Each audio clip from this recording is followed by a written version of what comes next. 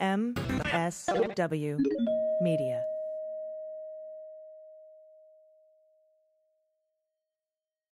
Thanks to Athletic Greens for supporting the Daily Beans. Athletic Greens is going to give you a free 1-year supply of immune-supporting vitamin D and 5 free travel packs with your first purchase.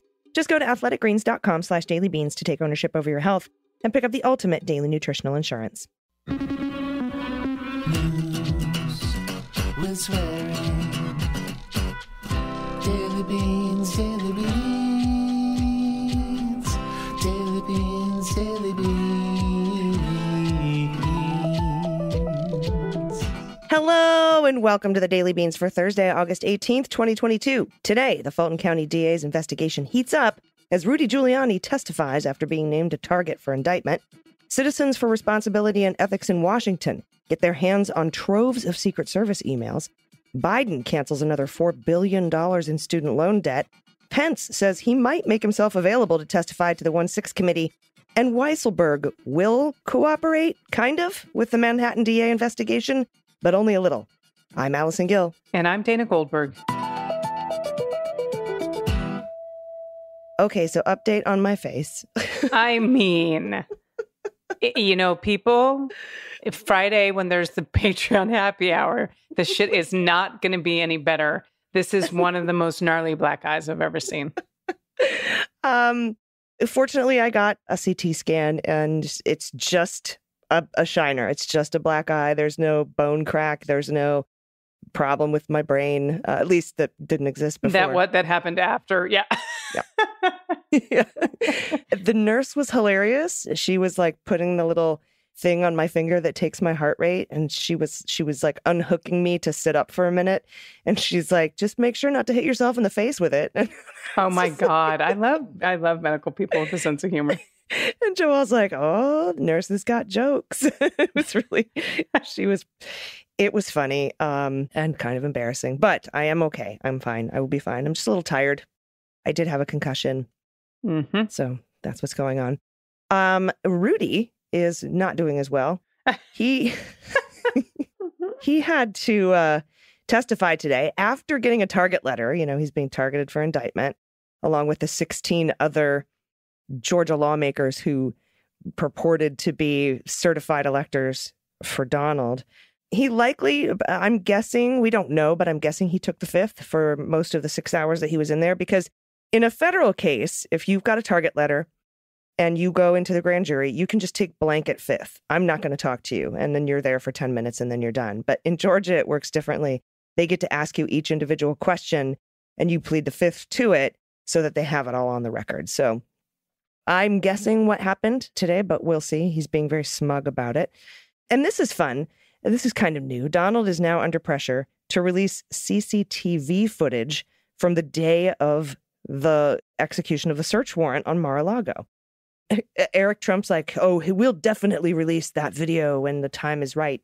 Yeah, I'm hearing that they were asked to turn off the video surveillance while the FBI was there so that they couldn't release the identities of these agents that were there. And there is a hearing today, if you're listening to this on Thursday, there's a hearing today about unsealing that affidavit that we were talking about. And the DOJ has filed a very lengthy 22-page motion to sort of, they don't want this affidavit to come out. They're saying it would severely, irreparably harm our ongoing investigation. And an interesting note, now that we know that Philbin and possibly Cipollone have already talked to the feds earlier in the spring about this case, this document mishandling and Espionage Act stuff, that the DOJ said unsealing this affidavit could also chill some of these witnesses that we've spoken to in this case from testifying in other high-profile investigations. That would probably be the January 6th investigation, the fraudulent electors, probably. So that was just sort of an interesting thing. They sort of revealed in a backhanded way, we are criminally investigating Donald for these documents. And there's also another high profile case that these witnesses are testifying. Real important for. Yeah. So all of that. Plus we have a lot of news to get to. So let's hit the hot notes. Hot notes. All right. Alan Weisselberg, who for decades was one of Trump's most trusted executives, he's bagman pretty much, has reached a deal to plead guilty on Thursday and admit to his role in a long-running tax scheme, a 15-year-long tax scheme at the former president's family business. That's a serious blow to the company that could imperil its chances in an upcoming trial on related charges. The plea deal will allow Weisselberg to spend as little as 100 days in jail, which I still think is bullshit. And it does not require Weisselberg to cooperate with the Manhattan DA's office in its broader investigation. But Weisselberg will have to admit to all 15 felonies he was charged with. Ooh. And if called as a witness at the trial for the Donald Trump Organization, he will have to testify about his role in the scheme to avoid paying taxes on lavish corporate perks. That requirement will put the Trump org at a pretty big disadvantage and will make Mr. Weisselberg a central witness in the October trial. Weisselberg will not implicate Trump himself or his family members if he takes the stand in that trial, according to the People. But Weisselberg's testimony, an acknowledgement from one of the Trump Organization's top executives that he committed the crimes listed in the indictment, all 15 of them, would undercut any effort by the company's lawyers to contend that no crime was committed. The indictment placed Mr. Weisselberg at the center of the company's conspiracy, and his testimony could enable prosecutors to argue that his admissions go a long way to proving its broader claims about the whole rest of the organization. The prosecutors also essentially accused him of conspiring with the Trump org, which he will have to acknowledge at his plea hearing today and at the trial, if he's called as a witness. We don't know if they'll call him as a witness. New York Times reported Monday Weisselberg was nearing a deal with prosecutors, and CNN reported Wednesday he had agreed to testify at the Trump Organization's trial. So when this first came out, they said there was reporting from the New York Times that there would be no cooperation. Now there appears to be a little bit, but not a full-throated cooperation deal. So again, in my opinion, it's still a bullshit sweetheart deal, 100 days in prison. And I hope the reporting that he's agreeing to 5 months isn't true, but it seems like it is. It seems like that's what this is confirming here at the Post. Yeah. All right, AG, thank you for that. All right, former president, former vice president. Jesus Christ, I want to add it just because I never want that to be into the universe. Yeah, don't will that. All right. Former Vice President Mike Pence has not ruled out testifying before the January 6th Select Committee investigating efforts by his former boss and his allies to overturn the results of the 2020 election. He said if there was an invitation to participate, I would consider it. Oh, I would consider it, as long as Mother says it's okay. That's what Pence told a packed room at the New England Council and St. Anselm College's Politics and Eggs event. Politics and eggs? You heard me. Politics and eggs, AG. That was Wednesday mornings. That's Wednesday mornings if you want to go. Aren't they pro-life, though? I mean, isn't that just a chicken embryo? Like, how could they possibly... You really think that they would have to carry these to term? There should just be chickens all over the fucking campus. All right. He went on to say, I would have to reflect on the unique role that I was serving as vice president.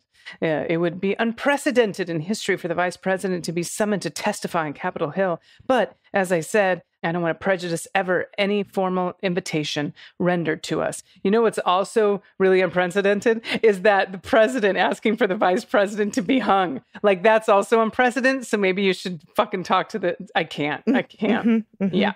In fact, former vice president Pence himself is typically very reticent to talk about his experience on January 6th. I can't understand why, because the country, at least his supporters, wanted to have him hanged.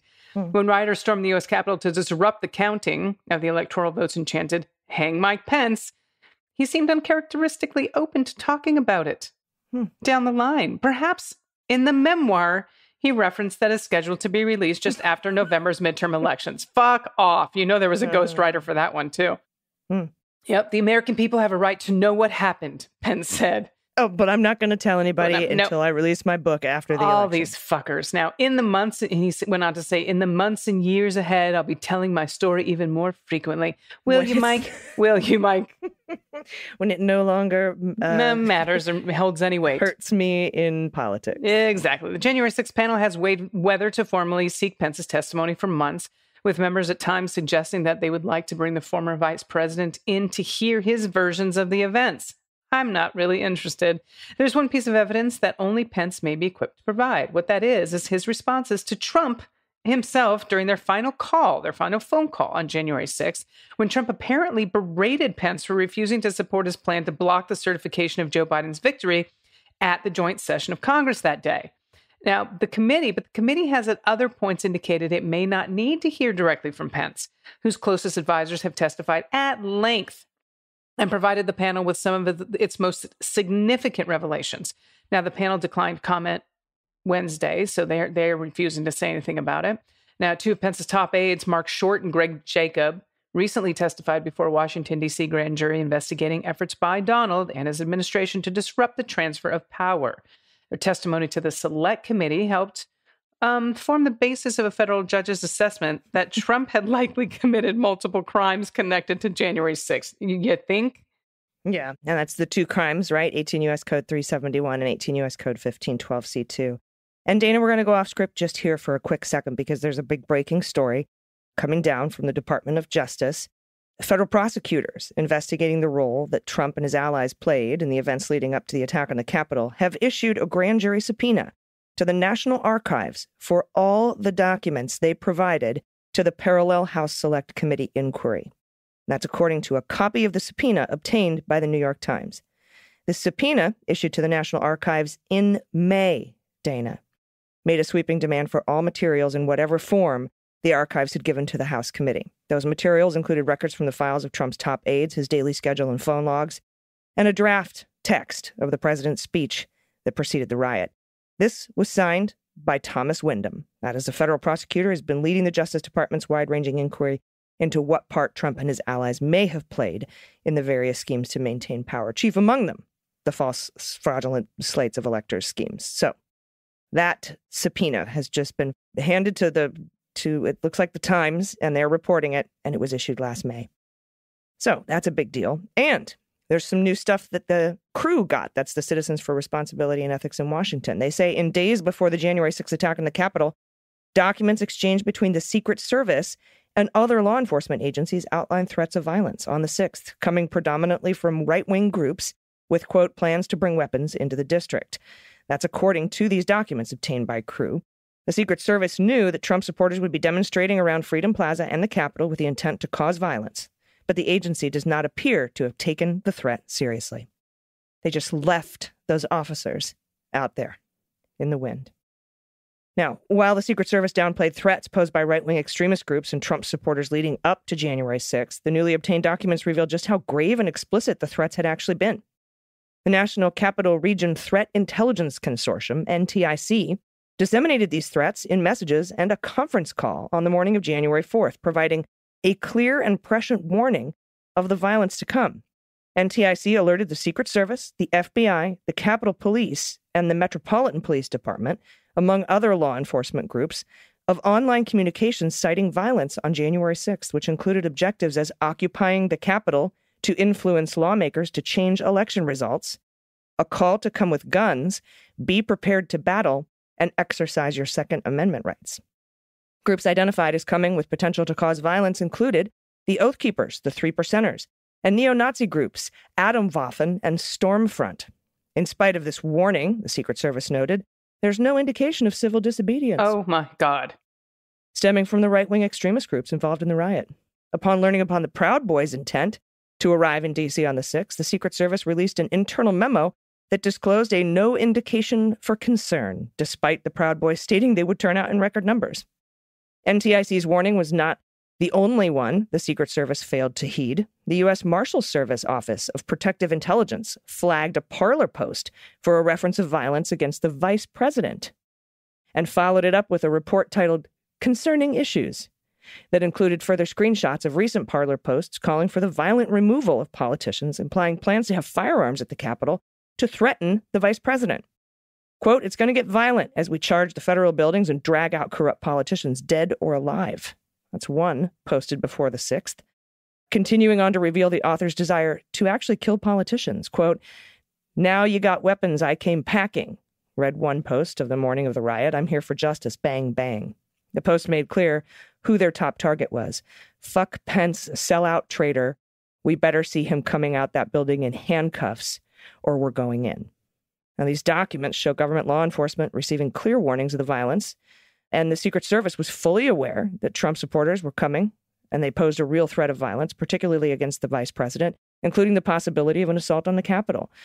What they do not show is why Secret Service downplayed the danger and threats of violence on the 6th. The Secret Service knew of a threat to Nancy Pelosi days before the insurrection, but did not pass it along until hours after the Capitol had been breached. On January 4th, Secret Service agents discovered a Parler account, which they've chosen not to name at Crew, posting a series of violent threats toward lawmakers. Other profiles with the same name appear on Twitter, MeWe, BitChute, YouTube, Facebook, and mybutthole.fart. I thought I made up that last one. On December 31st, the account posted, quote, January 6th starts 1776 all over again. Fight for everything. And it listed enemies, including Nancy Pelosi. At 5:55 p.m. on the 6th, after hours of defending the Capitol from a violent mob, the U.S. Capitol Police received the post, along with a message from the Secret Service. Good afternoon. The U.S. Secret Service is passing notification to the U.S. Capitol Police regarding discovery of a social media threat directed toward Speaker Nancy Pelosi. Oh, my God. The language used by the account, as we've now seen repeated in recordings and released by the January 6th committee, is a clear call for a violent overthrow of the American government. It was far from the only troubling post the Secret Service found, but didn't say anything about. There was a Twitter post the same day as the threat against Pelosi listed tips for the brave and courageous patriots going to D.C. to force Congress to refuse Biden's rigged election. The tips included warnings such as keep MAGA gear hidden until after checking in at hotels. D.C. is very blue and a hotbed for Antifa and BLM. Stay with the large group, especially at night, and be wary of D.C. police officers. As January 6th loomed, the threats got more specific. Quote, Biden will die shortly after being elected. The account posted on January 2nd. Patriot's going to tear his head off. Prison is his best case scenario. Quote, we're all on a mission to save America. Lone wolf attacks are the way to go. Stay anonymous. Stay alive. Guns up, patriots. In the past month, Crew has learned that the Secret Service failed to prepare for violence at all on January 6th, despite receiving all these explicit warnings, and then deleted key evidence from the day, likely breaking the law. The delay in notifying the Capitol Police about the threat to the Speaker of the House and the Vice President only adds to the impression that the agency failed to do its job and leads to more questions. Why did the agency wait 2 days until after the Capitol had been breached and congressional leaders were in hiding to pass it along? This story blows my mind, AG. I mean, just hearing you reading it, it's just, it's crazy that all of this actually happened. Okay. Good news. Anyone good news during this block? The Biden administration said Tuesday it will grant full automatic forgiveness for $3.9 billion in education debt held by former students of the defunct for-profit chain ITT Technical Institute. This is the first time hearing of this, which is nuts. The action covers 208,000 people who were enrolled in ITT Tech from January 1st of 2005 to its closure in September of 2016. Former students are not required to submit an application. They will receive a letter from the Education Department informing them of the pending discharge. And this is a quote. The evidence shows that for years, ITT's leaders intentionally misled students about the quality of their programs in order to profit off federal student loan programs with no regard for the hardship this would cause. That's from Education Secretary Miguel Cardona, and he said that on a call with reporters Tuesday. Now, since taking office, the Biden administration has whittled away at debt relief claims filed by ITT Tech students who said that they were defrauded by the chain. Now, it has approved $1.9 billion in discharges for 130,000 ITT Tech students in the past year, based on evidence of widespread misinterpretations by that school.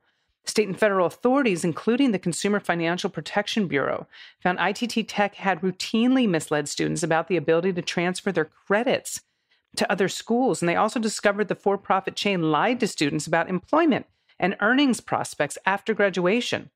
And this is another quote. Many ITT Tech students were misled, coerced, or victimized by other illegal misconduct. That's from Maryland Attorney General Brian Frosch, who helped secure a $330 million settlement against ITT Tech over private student loans. Went on to say, we are pleased that the Department of Education heeded our recommendation to forgive the federal loans owed by defrauded students. Now, Tuesday's announcement marks the second largest group discharge of federal student loans to date, following the Education Department's cancellation of $5.6 billion in debt held by Corinthian college students in June. Now, it also arrived with a series of other actions the administration's taking to hold colleges accountable and ease the burden of debt on those students. The department said it has formally notified DeVry University that it's liable for nearly $24 million in federal loans the department has discharged through the debt relief program known as Borrow Defense to Repayment. And in February, the department identified about 1,800 DeVry students who were eligible for $71.7 million in debt relief. Meanwhile, the department also said it will approve the cancellation of debt held by roughly 100 people who attended Kaplan Career Institute in Massachusetts in July of 2011 to February 2012. And with that announcement, the Biden administration has now approved nearly $32 billion in loan forgiveness to 1.6 million borrowers. And still, activists and liberal lawmakers are clamoring for the president to fulfill a campaign promise to grant some form of widespread forgiveness to the 45 million people with a combined 1.6 trillion in federal student loans. Biden has promised to deliver a decision before the end of the month. And we talked about this before. We think something else is coming down that pipe. So keep an eye out for that one. You know, we're going to cover it here on the Beans. Yep. I think it'll be at least $10,000 per person, and hopefully also an extension of the repayment pause, which expires August 31st, just a little less than 2 weeks from today. We talked about this yesterday. All right, that is really good news, and we have some more good news. We just need to take a quick break first. We'll be right back. After these messages, we'll be right back. Hey, everybody, I want to talk about something I use literally every day. I started taking AG1 by Athletic Greens because I wanted more energy, I wanted an optimized immune system, and I wanted to stop having to take 20 different supplements from 30 different places, including my fridge and a scoop and a thing and superfoods and vitamins and minerals. I wanted it all in one place. And with this one delicious scoop of AG1 by Athletic Greens, you get 75 high-quality vitamins, minerals, and whole food source superfoods, probiotics, adaptogens, everything you need to help start your day. The special blend of ingredients supports your gut health, nervous system, immune system. It helps with your energy, recovery, and focus, and aging. It helps all the things. It helps with all the things. And I want to thank Athletic Greens for their support. And right now they're offering you a free 1-year supply of immune-supporting vitamin D and 5 free travel packs with your first purchase when you go to athleticgreens.com/dailybeans. Athletic Greens helps me with my mental clarity, my alertness. It supports better sleep quality and recovery, which is why I take it with me even when I travel. And for every purchase, Athletic Greens donates to organizations helping to get nutritious food to kids in need, including No Kid Hungry here in the U.S. And right now, it's time to reclaim your health and arm your immune system with convenient daily nutrition. It's just one delicious scoop in a cup of water every morning. That's it. No need for a million different pills and supplements to look out for your health. It saves time and money, and it's yummy. It's so delicious. And to make it easy, Athletic Greens is going to give you that free 1-year supply of immune-supporting vitamin D and 5 free travel packs with your first purchase. All you have to do is visit athleticgreens.com/dailybeans. Again, that's athleticgreens.com/dailybeans to take ownership over your health and pick up the ultimate daily nutritional insurance. And also today, the show is brought to you by one of my favorite things ever, sleep. And that's because of Helix Sleep. I used to have a bunch of sleep problems. I would toss and turn all night. I would wake up sore and groggy. I thought it was stress and anxiety, and that was part of it. But also, it turns out I was sleeping on a mattress designed for someone else. And that's when Helix Sleep came to the rescue. I took their online 2-minute sleep quiz, and it matched me with the perfect mattress, the Helix Midnight, because I'm a side sleeper, and I like a medium firm bed. And it's such an upgrade from my old mattress. I could never go back. It's the best night's sleep I've ever gotten. Helix Sleep is a premium mattress brand that provides tailored mattresses based on your unique sleep preferences. The Helix lineup has 14 unique models, including a collection of luxury models, a mattress for big and tall sleepers, and even a mattress made just for kids. It was designed for children 3 to 12 years old and has been awarded Best Mattress winner by Parents Magazine. Helix knows there's no better way to test out a new mattress than by sleeping on it in your own home.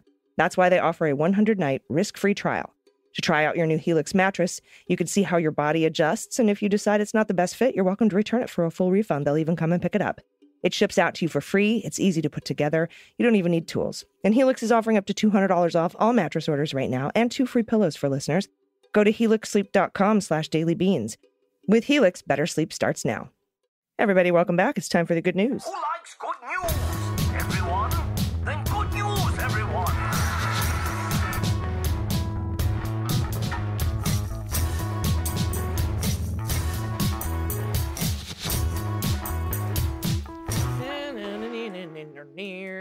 Good news, good news. Man, Thomas Windom, back in May, another subpoena we didn't hear about. I'm not May, surprised. June, July, August, 4 months ago, 3 months ago, 4 months ago. Damn. It's been in the works. That's why when they're like, there was no warning, I'm like, you've had fucking months of warning. Shut up. Yeah. But yeah, and this one is about the National Archives, and this is probably related to the fraudulent elector scheme, among other things. We'll see. But that's a really, really good sign, and we didn't know about it. Let's do some other good news here. And if you have any good news, confessions, corrections, anything you want to send in to us, you can do it at dailybeanspod.com and click on contact. And tickets are selling out fast. So get yours soon for August 22nd, live at Largo. Myself, Midas Touch, How We Win, Steve Pearson, Frangela, and Kathy Griffin, and a special guest who I'm not going to announce. We're all going to be there on Monday, the 22nd, live at Largo. And you can get your tickets by going to howwewinlive.com. First up from Carolyn, pronouns she and her. Aw, fuck. After 2.5 years of vigilance and not a single positive COVID test for the 5 members of my nuclear family, my eldest kid tested positive today. Damn it. Super annoyed because I had plans this Saturday. Obviously, this isn't good news. And on top of that, my chocolate lab went bananas and broke my finger today. Oh, geez. Carolyn. So I leave you with happy place photos. We just returned from an epic road trip to San Diego, from San Diego to the Pacific Northwest. I remember this, including Canada and Glacier National Park. Please see Mortimer the Brash Pole Bridge, Montana Ground Squirrel, the amazing view from our Pole Bridge cabin, and a lovely photo of Banff National Park's iconic Lake Louise. I truly appreciate the coverage of the news. Right now, it can't come fast enough. Look at this ground squirrel. Oh my God, he's huge. I know, that's a damn big prairie dog, if that's what they're so called. Very distinguished. A very distinguished man. Yes, he is. Or lady. Oh, these are beautiful. Look Glacier at that. National Park. My God. That just looks peaceful just looking at it. It does. Thank you for that. All right. This is from Susan, pronouns she and her.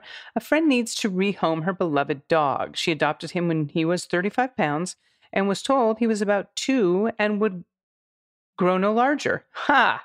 He is now between 70 and 80 pounds and is so strong and active, too strong for my 65-year-old friend with multiple disabilities. He knocked her over and broke her foot. Then just today, as her boot was about to come off, stepped on her exposed toes and broke 2 of them. Geez, he was adopted from a kill shelter that will take him back. And you know what? If he's not lucky again. Ugh, Reggie the dog is such a good boy. It's not his fault that he's also believed he was a little lap dog and still thinks he is one. He's so funny and loving and works so hard in his doggy classes. He loves his mom and loves his walks. Her caregivers walk him. And loves his toys and the chew sticks and to play in the yard. I've committed to driving him anywhere within several hours of Sacramento. Okay, so anyone within several hours of Sacramento, if you want this sweet boy. Does anyone want a beautiful big dog who is so filled with love and joy of life? Someone stronger than a disabled 65-year-old woman, maybe? And regardless, we love you all almost as much as Reggie loves his mom. And Reggie is beautiful. Oh. Even the butt. Look at the butt. Reggie. Look at the dog butts. What a good boy. Yeah, he just doesn't know his own strength, methinks. But what a sweetheart. Okay, so anybody within a couple hours of Sacramento, hit us up. Hello at Muller, she wrote. And we'll let Susan know. Next up from John, pronouns he and him. Hi, ladies of the beans. Longtime listener. I'm enjoying how much what you discussed predicted way back is starting to come to fruition. My good news and shameless plug. After a hiatus of some 40 years, I'm treading the boards again in a local production of Shakespeare's As You Like It. Oh, this is John from the theater. Fortunately, there's always a part for an old man. We'll be performing in the beer garden of Casita Brewing Company in downtown Wilson, North Carolina, next to the Wallace Simpson Whirligig Park, as one does. Entrance is free. Performances are at 7:30 p.m., August 19th and 20th. It has been fun working with a talented group of people within the local acting community, but I forgot how much hard work it is. Yeah. Pod pet tax is provided. One of our 3 cats, the ginger chonk, Strato. Yes, it's a trap. Thanks for your breakdown of the news. It's helped me get through these dark years. John, I'm so glad you're back up on the planks, on the boards. Totally. Look at the Whirligig Park. Okay. That's fun. And then look at the chonk. Oh, man, that is a chonk. It's a trap. Don't pet. No. No. All right. This next one's from Geraldine. No pronouns given. On this Black Cat Appreciation Day, I would like to share a picture of my house panther, Jellybean. Thanks to you, this funny cat boy now has his own theme song. I've taken your theme song and changed the words a bit. He's now serenaded with jelly bean, jelly bean, jelly bean, jelly bean, which I know you probably have a different. Do you have a different way of singing that, AG? It's the theme song to this show. Right. So instead of daily beans, Right. beans, it's jelly bean, jelly bean. Yeah. Yeah, see, I knew you'd have a different tone to it. There you go. Yes. And Yes. she thinks the Look boy at- likes it. Oh my God. I love cats that sit like people. I know, it makes me laugh, just showing his junk. That's so cute. Yeah, giving us Oh a my lewd. God, I just saw the last picture. I know. Take it away. I know. Oh my God. Okay. All right. It's as good as it gets time. From anonymous, from no one. But not no one has pronouns. Oh, yeah, I did. I hit my head. Hello, Queenies Dubinis. Before I recount my shameful misheard lyric, I want to thank you for being part of my morning routine. I love your focus and clarity, and I really admire how you manage to be both rigorous and humorous. Oh, thank you. It's like listening to two really smart friends talk about a subject they know way more than I do. So, on to my shame. I originally subscribed to your podcast on my wife's recommendation, and I never realized your tagline was news with swearing. In fact, I misheard the lyrics of your intro song to be the words news, followed by what I thought was the name Liz Waring, i.e. news Liz Waring. And for the longest time, I wondered why Liz Waring never appeared on the show. Was she one of the founders who left the show? An heiress to the Waring blender fortune? Was she on sabbatical? God, I hope she's all right and not sick or injured. It was only when one of you recently spoke the tagline out loud that I realized my error. Because this is so embarrassing, I will pay a double pet tax. First, our gentle departed heart dog Otis. Though home euthanasia was not available to us, we sent him off in a ceremony that would have made Socrates envious. A weekend of lying with him on the mattress on the floor, feeding him his favorite junk foods and rubbing his belly. Picking up his fuzzy responsibilities is Marty, a very different but very humorous little guy who brings a completely different kind of doggy energy to our house. He's scheduled to have his own beans removed in a couple of weeks. Oh my God, what a funny statement. So please send him your wishes for a speedy recovery. Oh, look at these babies. Oh my God. I love these little guys. I do too. Sorry about your beans, buddy. But how adorable. God, Windom subpoenaed the National Archives in May. I can't. I love that you keep going back to it. It's such good news. I No know. leaks, no. When was that? I did a whole thread about Windom. And because I was really excited to hear that he was coming on board. Yeah. And it might have been around that time. Let's see here. Thomas Windom. I'm just going to look and see when it was, because that'd be funny if it was right around that same time. Because I got so much shit for this. I'm People sure. It was April 20th that I wrote that. Thread, Justice, meet Thomas Windom. Dun dun.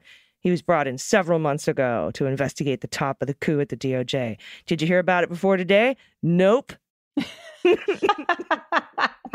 I love when you tout yourself, and you should. It makes me smile. Thomas Windom comes to the USAODC from Maryland and has been working with national security and criminal divisions at Maine Justice to investigate criminal activity other than what took place with the boots on the ground at the Capitol on January 6th.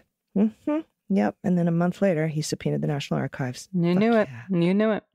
All right. So that's the good news. If you have any other good news, corrections, confessions, what you thought the theme song used to say, it's nobody ever gets it right. It's always something new and interesting and different. And I'm really excited to create this character, Liz Waring.